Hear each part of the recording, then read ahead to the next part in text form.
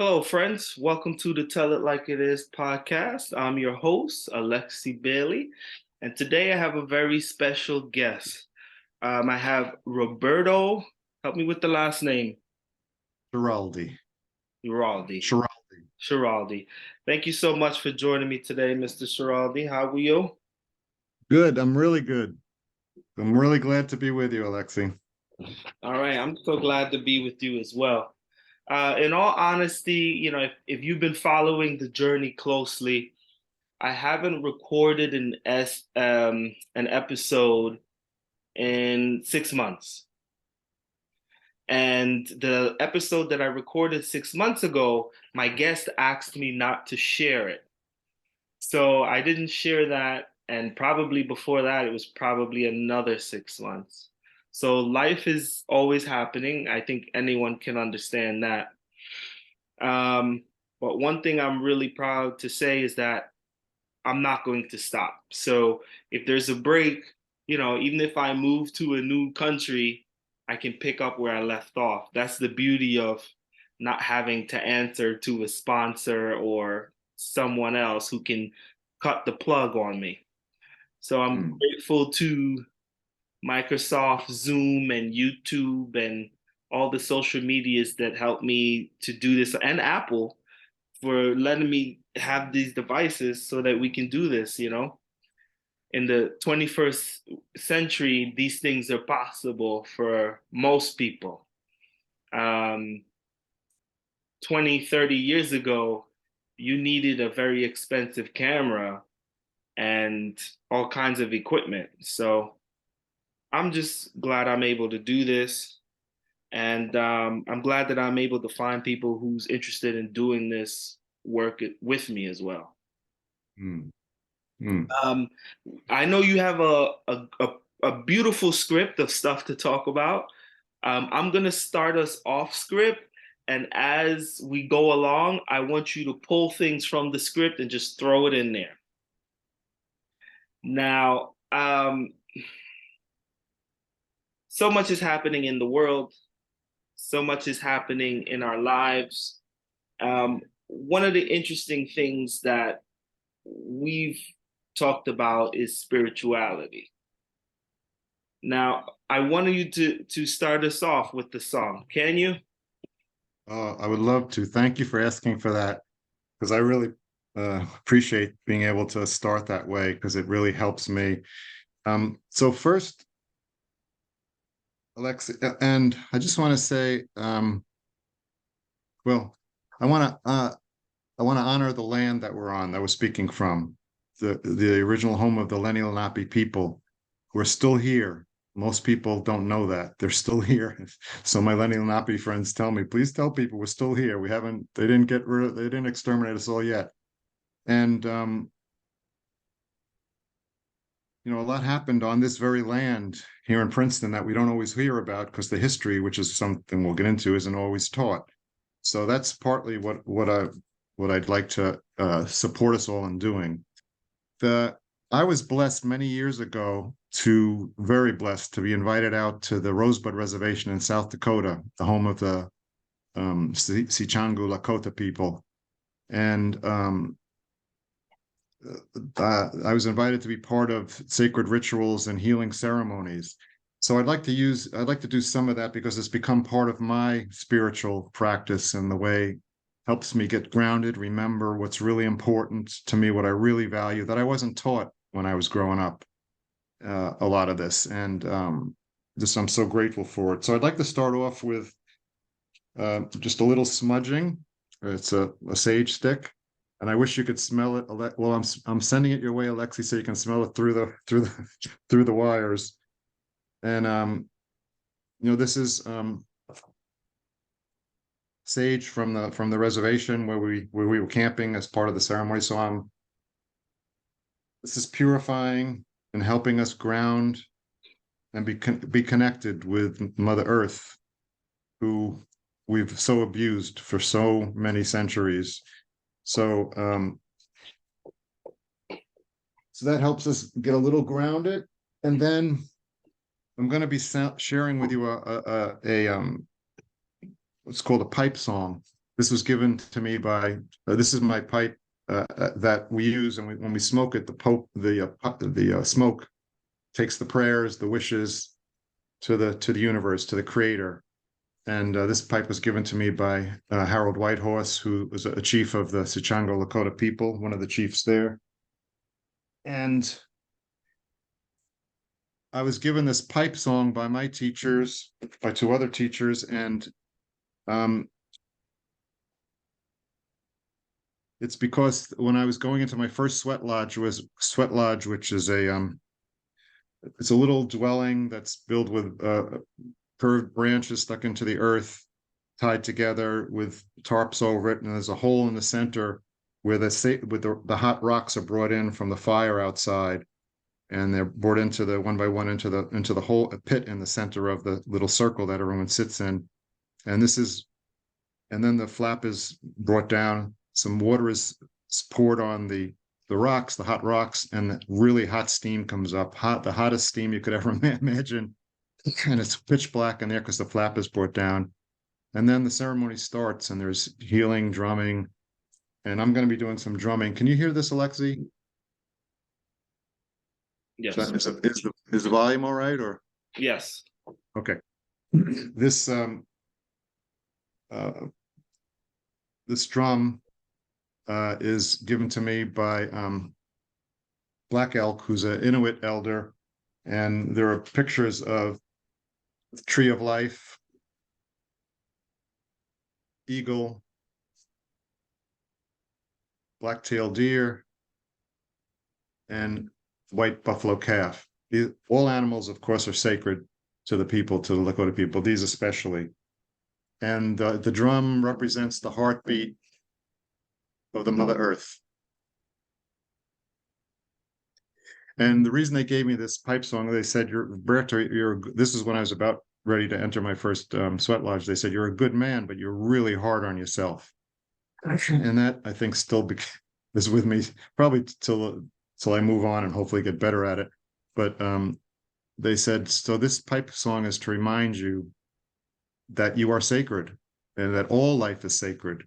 Sacred meaning highly valuable, highly valued, worthwhile, important, precious, worthy of love and respect and dignity and care and awe and wonder. And I'm no better or no worse than that insect, that tree, that plant, that child, that woman, that man, that all life is sacred.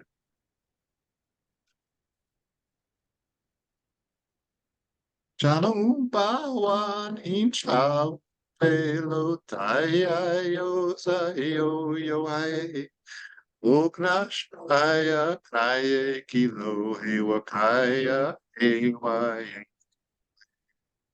uknash maya kaya kilo.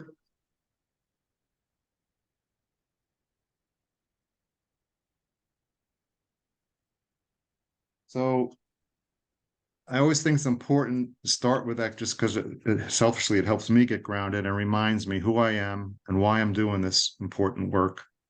And that I believe in my heart of hearts, in my deep spirit and soul, that we are all sacred and all life is sacred. I wasn't taught that. I was taught just, we in this country and most countries, we're taught just the opposite. All life is expendable, here to serve us, starting with the very beginning of our country. So before I don't want to go on a tangent, but that's what I wanted to start off with. Thank you for that. I think I always go back to the beginning, right? Because that's the best place to start. Yeah. So much of we're kind of born into this situation, right? Everyone here was born into it. So you weren't here at the very beginning, and I'm fascinated about what I learned in history and what I don't learn in history, and how Yeah. we put it all together, make sense of it, how it speaks to our soul and what it means and how we interpret it. So, like you're saying, if you weren't taught X, Y, and Z, you grow up feeling a certain way. And it seems like you were saying that you were missing an important part of who you were.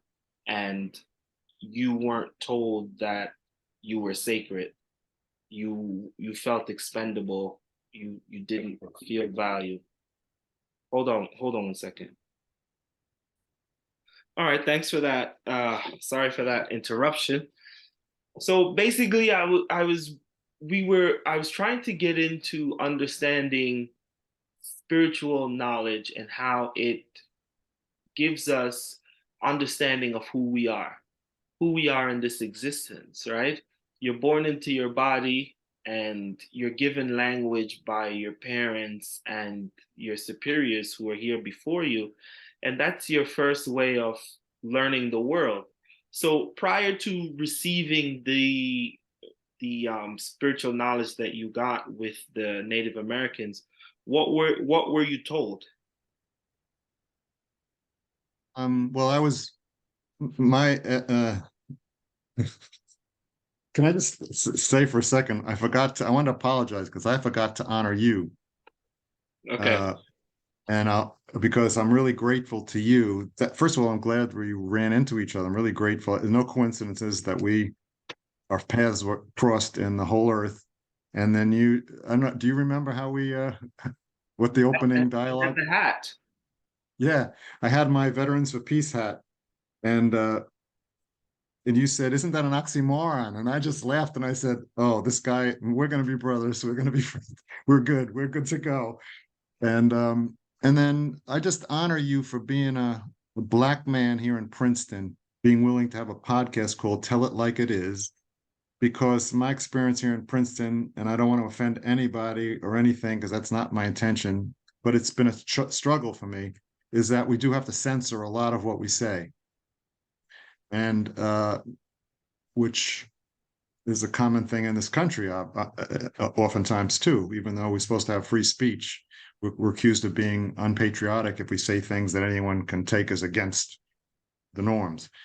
So I want to honor you for being you, and for inviting me to be part of this. I love that we're two men talking about this stuff, because I think we men it's a big issue that so much of the harm that's been done to ourselves and each other has come from us as men because of the way we are reared in our different cultures and traditions and stuff.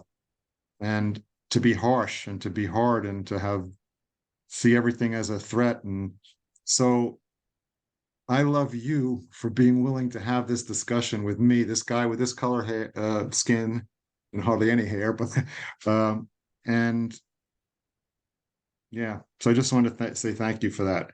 So back to the question. Yeah, I was brought up. My ethnic background is Italian, and I thought that was a race when I was brought up. Um, so Catholic Italian, and so I was taught basically, Roman Catholics spirituality, even though a lot of it to me, a big differentiation needs to be made between spirituality and religion, because oftentimes religion can be very Dogmatic. yeah, dogmatic. Yeah, that's a really good word, Lexi. And just not to me, we forget what's really important, which is to me that all life is sacred. I wasn't taught all life is sacred. I was taught follow the laws, the dogma. And if I do that, then maybe I won't go to hell if I'm lucky. And if I go to a confession enough times, which I was always in confession because I always felt guilty because I wasn't doing anything perfect, even close. So that's the gist of what I was taught. I'm not saying that's all I was taught, because there were messages, but you really had to listen carefully for the times when Jesus said, love thy neighbor as thyself. And the as thyself part that's way in the background. That gets lost, And so, and to me, that's one of the problems with this world and with us men. We're not taught to learn how to love ourselves, to see ourselves as sacred, to treat ourselves with just so much love and respect and kindness. And if I'm not taught how to do that for myself, then how can I do that for you or anyone else who I see especially if I see the person, well, really anybody, because we're seen as everyone else is seen as aliens almost sometimes. And I know there's a lot of religions that say love everyone and we love, yeah, I get it, but I think it gets lost all too often. So if all life was sacred was the main mission, main teaching that we taught all our children and that we lived by, And we taught all our children at home, in the churches, in the schools, and our government ran by that, and our police force, and our military, and our corporations, and our banks. If we lived by those guidelines, by that belief system, by that value system, think how we wouldn't have people still poor and not being able to feed their children and not having clothing and shelter and jobs, adequate jobs and adequate health care. That wouldn't exist if we ran our lives by that value system, but we don't for the most part, unfortunately. All right. That's I, what I have to say about spirituality. I think what you're digging into there is really at the core of all the work that we're talking about. So I don't want to drift away from that. I really want to zoom into that. And we started with it, and I think that's important. You know, at the core, I've had I try to have different people on the podcast, right? I've had atheists, I've had Buddhists, I've had all kinds of different people on here to kind of get people to talk about the human experience, right? And what we're saying here is that the human experience can feel torturous if you're missing the fundamentals for enjoyment of this life. And it's obvious to see, most people will agree that some people have it harder than others. And what you're hinting at here is that it's up to some to make it better for others. So you can't ask someone with no resources to make it better for themselves. The people with the resources have to open their Yeah. hearts and Yeah. do that. So that's really, really honestly at the core of what the podcast is. The reason why it's tell it like it is because you've said it already. We're so censored. And the reason why we're censored is if you say it like it is, then so and so is going to feel bad. The politicians come and they have their talking points, but they don't touch on the real issue, right? So if you ask a politician the wrong question, someone will come and pull you out of the room. So that's why it's tell it like it is, because it's like we're watching programming that's giving us talking points, but it never really talks about the real issue. And that's the point here. The point here is for you to say the things that you couldn't say somewhere else, to say Mm, the things that if you said at work, you would be in trouble for. Not because you're trying to be offensive or hurt people's feelings, but you realize that the simple beauty of life is being overlooked. mm, So that's what mm, tell it like it is. It's saying, tell me how your life is. And most people who if you've watched the episodes, are going to tell you about hardship, oppression, trauma, and them feeling divided, and how hard their life has been, and how they've been. So that's what you're telling. But then I try to ask the questions behind that, like, what are you doing to heal? Or with your level of privilege, how are you helping someone else? And sometimes I'm trying to expose them so that the audience can kind of do that kind of work on their own. And other times I'm just listening because they are doing the work and I legitimately want to hear, right? This softening of the heart, this is what we're all trying to do, right? mm, mm, The best Christian who knows Jesus's message very clearly, who's not all over the place and who hasn't missed the point, they struggle to soften their heart. Why? Because they live in fear. And fear says, if I soften my heart, someone's going to take advantage of me. They're going to do this. That's going to happen. Da, da, da. So what happens is we're in this life where we kind of get stuck. Now, the lucky ones understand why they're stuck, but they're still stuck. But there's some people who can't fully understand why they're stuck and they're just in pain. mm, So my hope is that we can kind of paint a picture so that we're all going through the same thing. So, whether you're the CEO with $40 billion, you're going through the same thing that the homeless person's going through. You don't feel an unconditional love from everyone. And when you don't feel love, you begin to internalize it. That love that I'm missing is because I'm not enough. And because I'm not enough, then you start doing it to yourself and you start doing it to others. And now you're living this shell of a life. So most poor people are shocked when rich people commit suicide and rich people say they're depressed, because poor people think, oh, if I had that money, I would be so happy. Yeah. So I like to have people share their journey because it's amazing how different we are. You can come from a different time period, you can come from a different country, and it's all fundamentally the same thing. So I'm really trying to just elaborate on that, and it's never ending because you talk to different people, they tell you how they experienced it differently.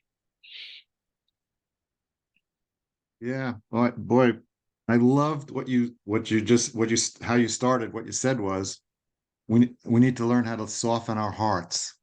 I loved that, Alexei. I love that, especially for us men. And I'll keep coming back to this male issue, and I get in trouble for it a lot. I just got in trouble for it in a training that I went to. It was a 5-week training with this group called Wide Awake. I kept wanting to come back to that it's a male issue.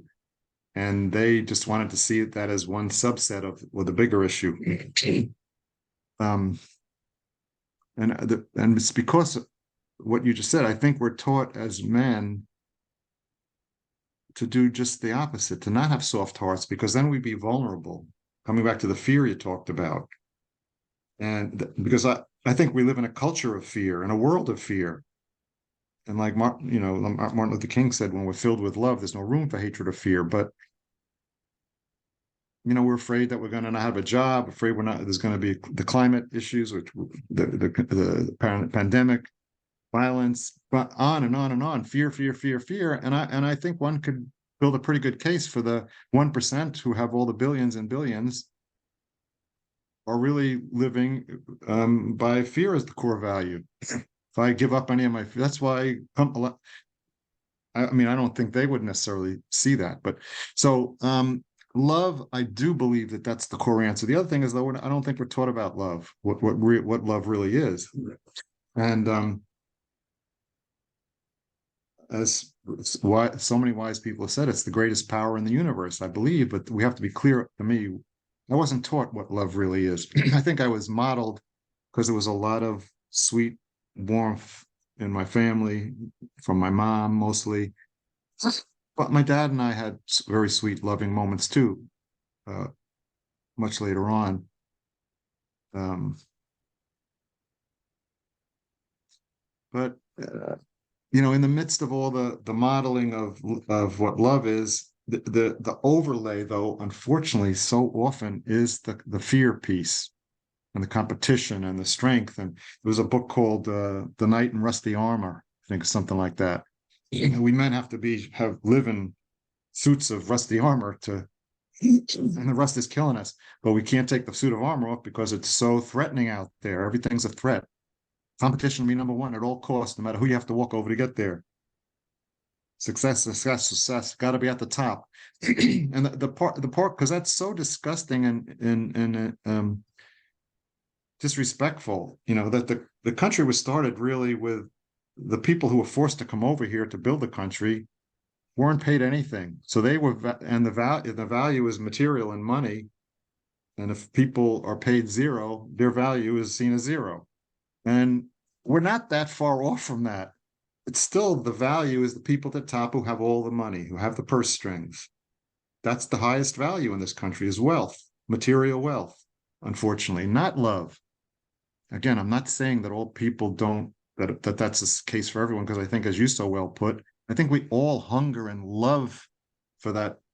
I hunger for it, to feel that warmth and comfort, to be able to provide that for myself so I can provide it for my partner.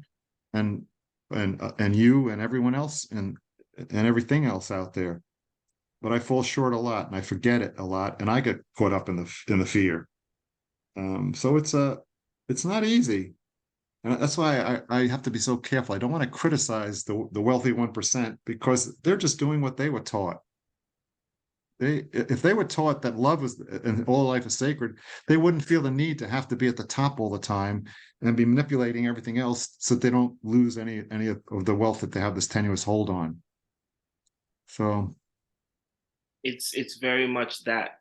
It's that simple, right? It's that simple. At the end of the day, there's still a certain amount of fear, right? If we were to rebalance economics, um, you know, there's still this after after 400 or 500 years of white supremacy. If we were to rebalance economics, there's a white guilt playing out that everyone else would try to hurt them or oppress them. So rebalancing economics wouldn't unleash love. It would just set off um, a different set of capitalism, a different set of oppression in the opposite direction. So that's the fear, I think, underlying that whole economic reset. Um, but again, that's one of the things that we don't really talk too much about. yeah, yeah, and I guess that's when you were talking, I was just thinking of I don't know how you feel about this. I'd love to hear, but I'm in recovery from different addictions, and started back when I got out of the service because I needed to use a lot of drugs to help me deal with the insanity of being part of a quote war machine during the Vietnam thing. That's why when you saw that hat on, I was a reluctant warrior that found this group called Veterans of Peace, which I felt the same thing. Isn't that an oxymoron? I said the same thing actually to the first guy I saw. I said, "What's?" He had a purple shirt on. It said Veterans of Peace with a I should have had it on today, but a dove of peace. And I'm going, what the heck? I couldn't get my mind. And I just hugged him and he said, yeah, brother, we're all, we think this is a lot of this stuff was really crazy. And even Eisenhower, um, the head of the war chief said, war is crazy. War is futile and it's stupid and it hurts us all. That was from the head war chief. So, but it's based on the same things we're talking about, that value system of fear, wealth, and power, control, boom, boom, boom, boom. So I Well, forgot where I was going with that. Go ahead. I'm very comfortable saying that we have to restructure, right? I think humanity is ultimately due for a restructuring. And I think we can only continue this capitalistic mindset for so long because as the rich get richer and the poor get poorer and things aren't shifting in any way, it's like there's someone has their hands around your neck, right? And you can't breathe. And most people who are going to watch this are comfortable in the middle class.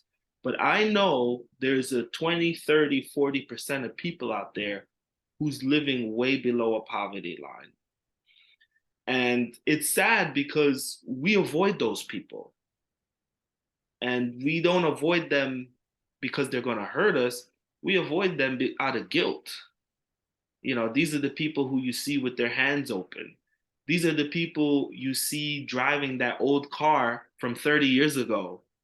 These are the people who goes to a school, who sends their kids to a school, they're not being properly educated. Like we know it's there. And most of us feel powerless, and most of us, we're not evil people who want this to continue. We just feel like, what am I going to do? I'm barely making it as it is. Mm. And the idea of overturning the system, no one wants to fight, right?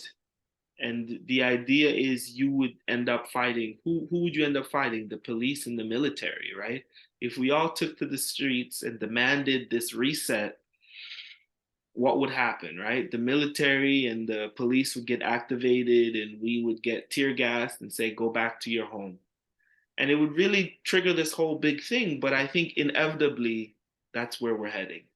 And as long as you can keep the middle class comfortable and the middle class drugged, then that's gonna slow down the process of that happening. But I think that's where we're headed. Yeah, yeah, yeah. And we're not going to win that war, but that's what it's set up to be, because it's set up to be so adversarial. Instead, that what I started about when I went back to starting about my own addiction history. And by the way, there was a well, one of the ways that I tried to keep myself alive, to prevent myself from killing myself, because that's where I felt so futile and exasperated, was that as part of a 12-step program, one of the spiritual concepts is we do a fearless and searching moral inventory, and then we make amends when to do so, except when to do so would either hurt ourselves or other people. And the truth and conciliation / transformation process is a process like that's been going on since the beginning of time. When people hurt somebody, hurt themselves or hurt somebody else, they hopefully do a deep dive inside and say, I really feel crappy that I hurt you so bad, and I really want to make amends and make it better. But you don't do that, because talk is cheap, unless and I just had to do this with the people that I disrespected in the training, because I was so passionate about my anger that it's a male issue that I overrode them all in my maleness, the very thing that I was criticizing. So, but I had to really think about that before I just issued I think we were too easy with our apologies.